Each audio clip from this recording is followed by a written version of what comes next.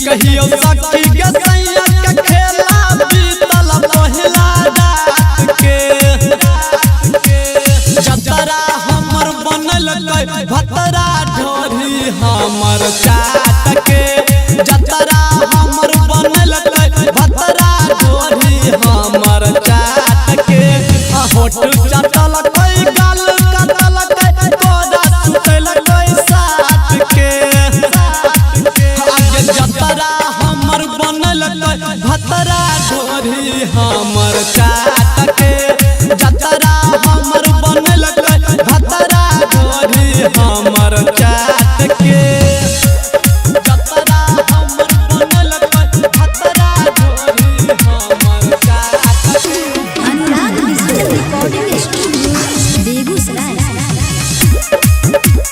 जतरा हमर बनल भतरा ढोरी हमर चाट के पहले खाना हमरा खियाई देलकै गे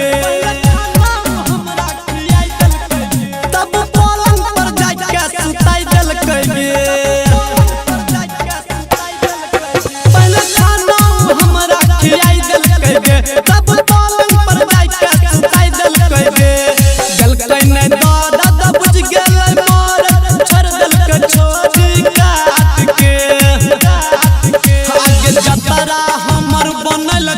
भतरा ढोरी हमर चाट के जतरा हमर बनल भतरा ढोरी हमर चाट के जतरा हमर बनल भतरा ढोरी हमर चाट के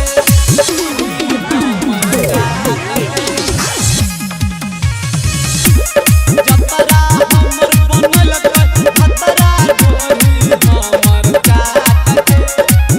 जब धलकै भतार तनी लगलै के जोर अइलै मजा जब हमरा सुतलकै के जोर जब धलकै भतार तनी लगलै के डर अइलै मजा जब हमरा सुतलकै के जोर सैया पवनमा हमर सजनमा सुतलै आधी रात के